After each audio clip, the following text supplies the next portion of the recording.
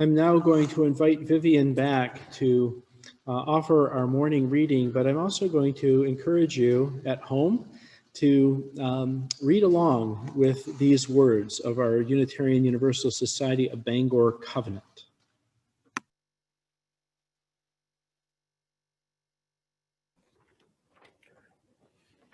It's exciting to read the new covenant. We are a welcoming, inclusive, and progressive community of spiritual leaders of all ages. We gather to reflect the big question, nourished by our souls, steadfast support each other through hard times, and joyfully celebrate life. We commit to living our principles by treating each other and the greater community with genuine loving kindness, listening intently, and speaking the truth with compassion. We are guided by our commitment to the earth and to all its inhabitants. Through our service, we work to transform the world into a place of unity, peace, and justice.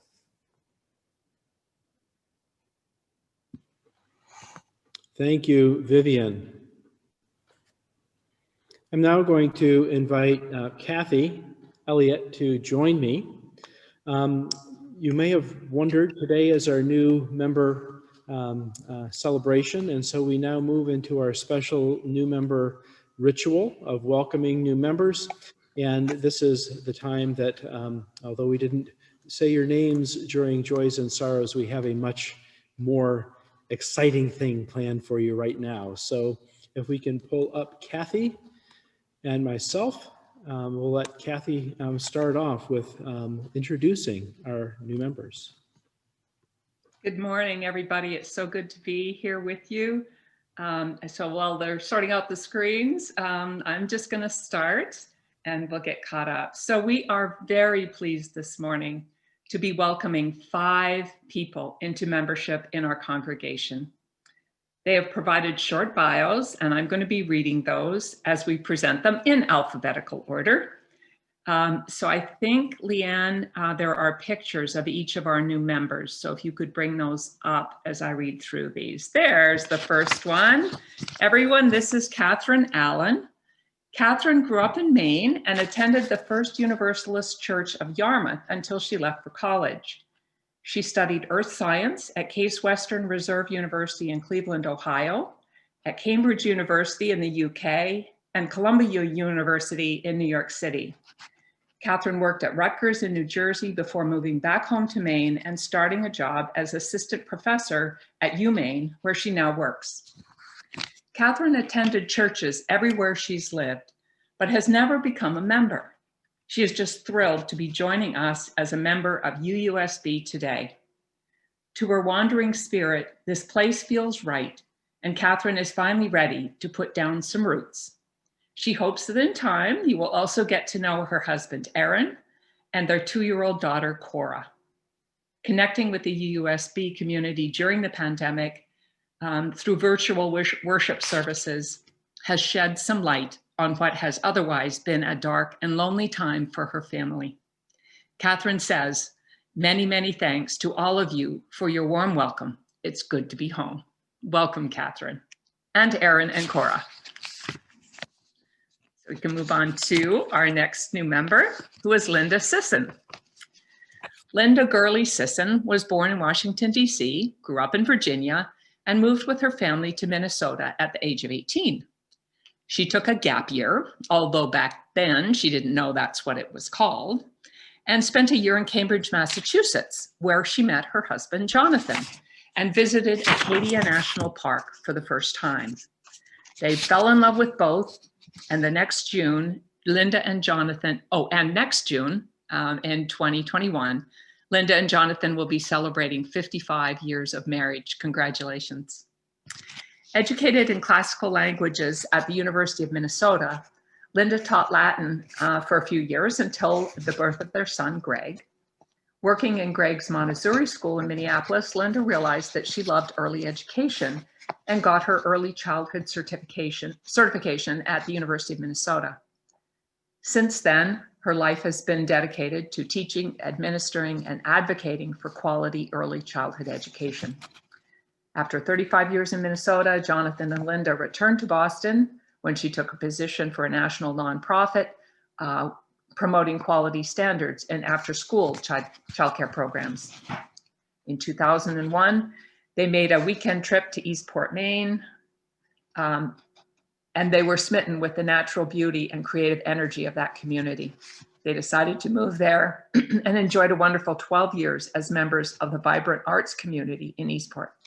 Jonathan was poet laureate of the town, and together they had a traveling puppet company, the Peregrine Puppets, sparking imagination, spreading joy.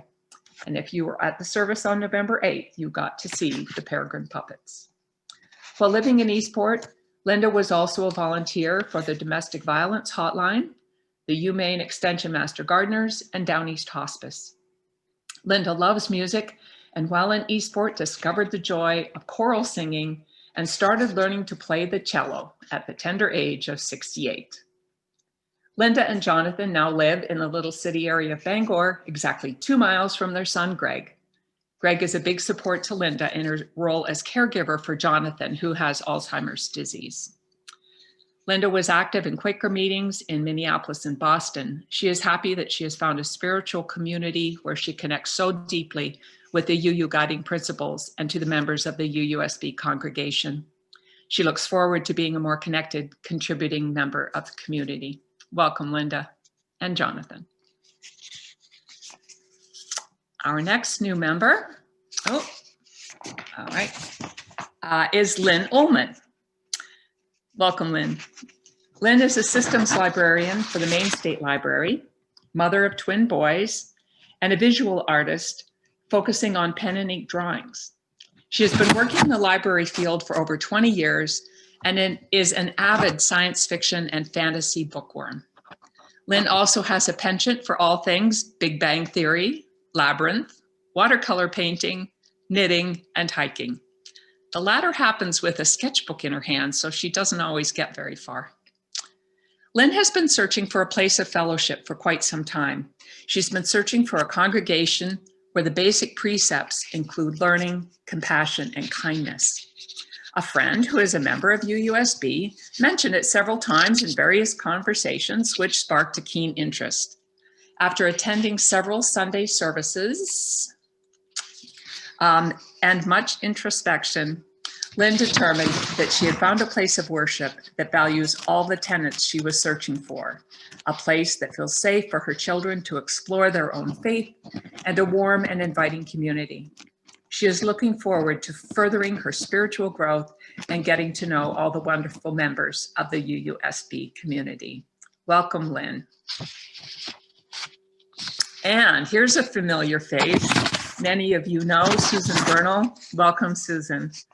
Susan provided administrative support to UUSB for nearly 2 decades before retiring in 2019. Her work history tree has an abundance of branches, including secretarial and office management for the local university, bookkeeping for Stephen King's Bangor radio station, and for New York City accountants. After getting her degrees at UMaine, she was a grade 2 classroom teacher and grade K-3 special education teacher. After the birth of her son, she spent over a decade working in nursing home administration and human resources. Even now, during retirement, she works as a caregiver to her aging mother and her disabled son. Susan has always had a strong sense of devotion to the special needs population. She pioneered special needs homeschooling at a time when it was virtually unheard of. She successfully petitioned Maine's governor for a proclamation raising awareness of the importance of genetic and disability research being done in Maine at Jackson Labs and by others. Her experience in special education and subsequently as the parent of a special needs child gave her a deep appreciation for how nonprofits seek to improve the quality of life for the underprivileged and differently challenged individuals in our society. She has long admired our UU principles and the social justice advocacy work of our members. Susan lives in Bangor with her son, David, and her mom, Joan, her German Shepherd, Gracie, and her aging cat, Zoe. In her spare time, Susan enjoys reading of all genres and doing genealogical research. Among her retirement hobbies is expanding her inventory of collectible glassware, cottage ware, and special edition teapots. Welcome, Susan. And our fifth member, pardon me, is Janelle Worcester-Brown. Welcome, Janelle. Janelle was born and bred in Maine. She left briefly for Vancouver Island, but returned after 6 months because Maine was proudly still her home. Janelle is married to a wonderful partner, her hero, and they've been together for over 17 years. Janelle's daughter, Cassidy, is almost 26 and works in the school system and is a very talented, aspiring writer. Her son, Caleb, is nearly 23, works at a local hospital, enjoys helping others, and has a kind heart. Janelle's family is near and dear to her heart. Janelle worked close to 25 years as a social worker, with the last half of her career in administration, developing and managing programs for children with special needs and child protective services. She became unable to work in 2015, and this remains for now. She really misses the sense of belonging that comes from working and associating with like-minded people regarding social justice and treating everyone with kindness and respect, and cheering for the most vulnerable. UUSB has offered all of that while also providing Janelle with spiritual freedom that just didn't seem to be available anywhere else. UU's celebration of all religions, as marked in the beautiful stained glass throughout the church, made her feel at home where her values were truly reflected. Janelle is grateful to have found, and now belong to, a church that she is so very proud of. She writes, "I am blessed," as are we. We welcome each of our new members into membership of this community of faith. It is our purpose to recognize and to care for each other and to explore the spiritual pathways that call to us, alone and together, to reach out in service to the wider human community. We gather freely and inclusively, welcoming and valuing the rich diversity among us. Wow, Kathy, that is a wonderful, wonderful group of new members. Holy moly. Thanks to all of them for providing such wonderful bios for us. Yeah. It helps us get to know them very well, and we look forward to getting to know them better.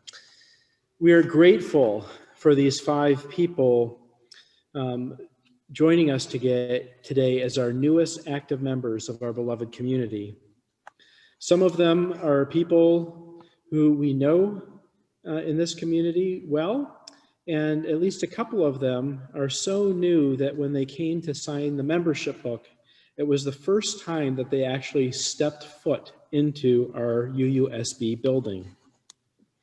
At least one thing that they have in common is that they have spent time here either whether it's online or in person, and have found a welcoming community that is open and ready for their participation. Dear Catherine, Linda, Lynn, Susan, and Janelle, it is with great excitement that we salute you as new members of this beloved community.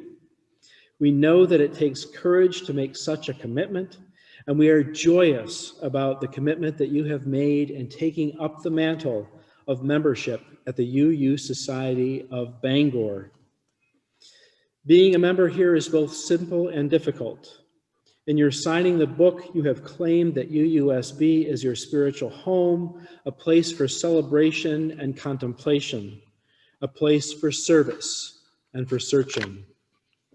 The members and friends of this congregation invite you to challenge and nurture us, to speak to us honestly and compassionately, to live with us in integrity, and to respond to the demands of justice with courage and faith. Kathy. Thank you for being here and for being willing to sign our membership book. It takes courage to say yes, to trust a new community, to take you in, to love you in your uniqueness, and to challenge you to become something more than you have ever been. Your gifts are a priceless addition to our religious home. Will you, Catherine, Linda, Lynn, Susan, and Janelle, join in the life of this congregation, giving and receiving the gifts of beloved community? So I can just tell that Well, just so you know, they have already said yes. thought I heard a yes. All of our new members have signed our membership book. As they did so, each signed of their own free will. They also agreed to work together within this community and to abide by our congregational bylaws, policies, and covenant. Let's recognize their act of signing with a waving of our hands in the air. Welcome to you all. Okay, so I have some words that first I want to address to our new members. Dear Catherine, Lynn, Linda, Susan, and Janelle, as the newest members, as our newest members, I've had the privilege of getting to know each of you just a little bit, and some of you actually quite a lot. As we have learned from your wonderful bios, each of you bring your own talents, experiences, gifts, and passions to our community. Each of you brings their own reasons for joining our beloved congregation. One thing that it brings my heart great joy to hear is how deeply you all felt welcomed when you first made contact with this community. We are excited that you have joined UUSB this morning and welcome your commitment to taking up the community, the mantle of this warm community as a place to serve all. And to the congregation, I just want to say it is a celebration of these new people joining us for our congregation too, because it is through your combined efforts of radical hospitality that we have been able to make our congregation such a vital and growing place. It is no wonder that others wish to become part of this beloved community that we have created here together. We are excited that we have so many new members joining us today, especially in the midst of a pandemic. Who would have thought it? This community is renewed and rejuvenated by the joining of new members. So I now invite the congregation to rise in body or in spirit as we formally welcome these 5 new members into membership in our congregation. And I invite you to read this congregational welcome along with me as you stay on mute, but still say the words because it matters. We welcome new members. It is time for each of us to remember each of our own beginnings in this community. We recall the hands that helped us through the door, the people who smiled, the people who asked our names, who listened when we told them who we were. And so, as we greet you as new members, we extend our hands to you. We honor your courage as we welcome you aboard. To the congregation, I ask, will you help these new members find the joy and comfort that you have found here? I heard a wonderful yes. Shake your hands to signify that. Will you make room for their contributions and support their spiritual growth? If you agree, shake your hands. Kathy.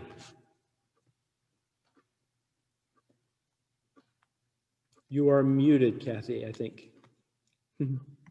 Sorry about that. I muted so I wouldn't read out loud to everybody earlier. Now let us read together the welcoming part 2 that's on your screen. For those of you on your phones, please listen intently and add your intention to the energy of the congregation. We welcome you into membership into the Unitarian Universalist Society of Bangor. Thank you for joining our community. Through your faith and your questions, we go stronger as a congregation.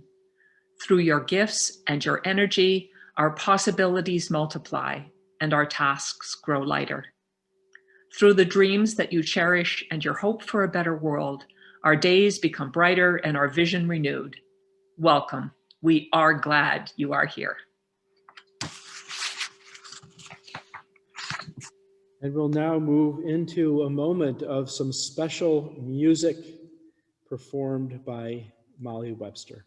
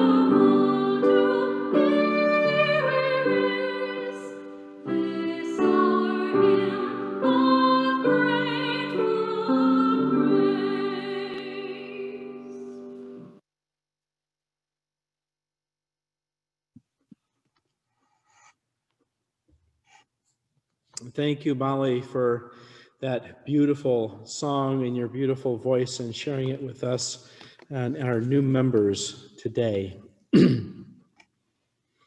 Today, as we welcome 5 new members to our congregation, we recognize that we are living in very interesting times. For the first time in our congregation's history, we have had members join who not only have only really gotten to know us initially through virtual and online. I believe that most of us would agree that there is no substitution for being together in person, and to those new members, just wait until we all are back together again and you'll see the wow factor. If you told me 4 years ago or 5 years ago when I was interviewing to serve this congregation as your minister, and told me that I would have to run a ministry that was completely online and not in person, I'm not sure I would have applied for the job. I might have said that it would be impossible, that there was no way that we could have a meaningful community without being able to be present to each other physically. And yet here we are. In the middle of a pandemic, we are welcoming 5 new members to our community. And this community has risen to the challenge of the social distancing while still caring for our souls and our spirits through the virtual platform of Zoom. While we know that being online is not a great substitution for being able to be together in one physical place, I am also profoundly moved to realize that with our spirit and our creativity, our community is not limited to being tied to a physical place. Many theologians speak about the power of being together in beloved community. Many of those communities focus on sacred that is found in a specific being, a place, or a scripture.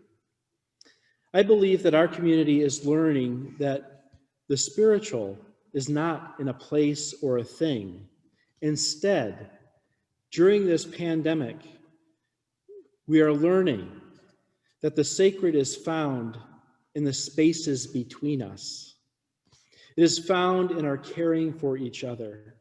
It is found when we reach out for each other, and it is found when we reach out and accept help from others. I'm going to say that again. It's also important that we accept help from others as well as supporting other people.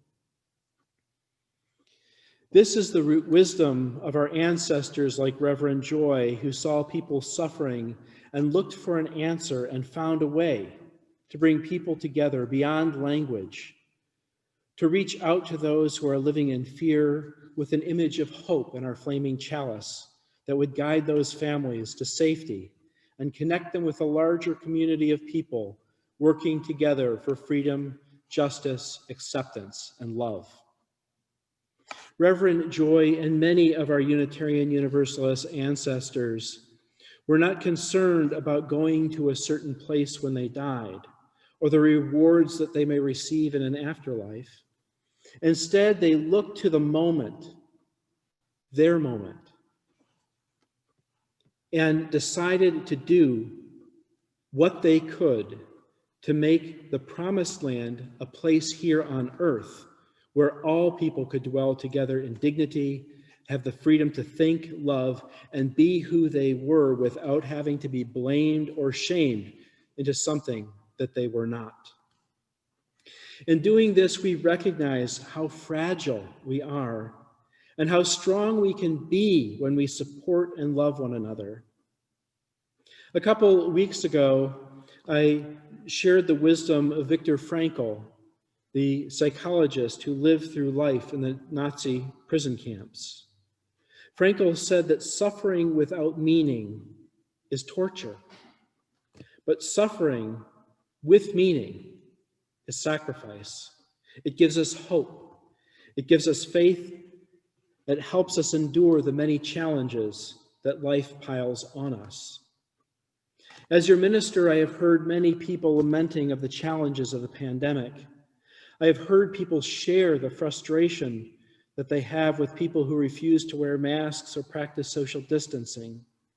I hear that pain and that frustration. It is hard to sacrifice when others do not seem to be as concerned as we are. At the same time, I feel truly blessed to be part of a community that feels such frustration, because what I'm hearing is an element not of condemnation, but instead pains that come from sacrifice. It's hard to sacrifice and give service when others might not appreciate it. It is hard to see people who are unwilling to accept science or reality of the situation and accept their own power to collaborate in trying to make the world a better place. To me, however, as your minister, I stand in awe, knowing that we as people of faith are willing to sacrifice our own individual comforts, our own willingness to let go of being together in person with our beloved members of our congregational family, and we are willing to sacrifice the challenges that we face at being at home and isolated, or for really active large families, maybe the sacrifice is being at home and not being able to have the space and comfort that we need for our own sanity. As a community of amazing and wonderful people, we are holding in our hearts the willingness to let go of these things because we see that they feed the betterment of all people. We are not looking for an award later on. We are looking for creating a community that is strengthened, connected, and mindful that the actions that we take today affect the world in which we are a part in this very moment. Lives can be saved, democracy can be renewed, and we as a people are willing to engage in that struggle because it gives our lives meaning. This is not a sacrifice of giving our lives so that others can live. It is about living our lives and our beliefs in a way that reminds us that our lives and every life is worth living. So, my dear friends, as we celebrate the changes that are happening all around us, of beloved and dedicated members of our community who are preparing to move, of new members who are joining, and a sense of sadness and grief as we enter into this holiday season, knowing that many of our traditions will be disrupted and changed. Let us hold on to the meaning of our faith and our values that tell us to work for healing from a pandemic, healing to protect our democracy, and caring for each other and ourselves. These are not platitudes, but they are a way of life that is worth living. Blessed be. Amen. I now invite you to prepare yourselves to sing along with our closing song, This Church is Your Church. These are words that were written by Sue McKay and are kind of fun and capture the energy of the moment. This church is your church, this church is my church, from the chiming tower to the one with the hour, from the sanctuary to our very own Dorothy. This church was made for you and me. You've asked to join us, and we embrace you. We know the process that you have been through, and now you're ready to join our family. This church was made for you and me. This church is your church. This church is my church. From the chiming tower to the one with the hour, from the sanctuary to our very own Dorothy. This church was made for you and me. This church is your church. This church is my church. From the chiming tower to the one with the hour, from the sanctuary to our very own Dorothy. This church was made for you and me.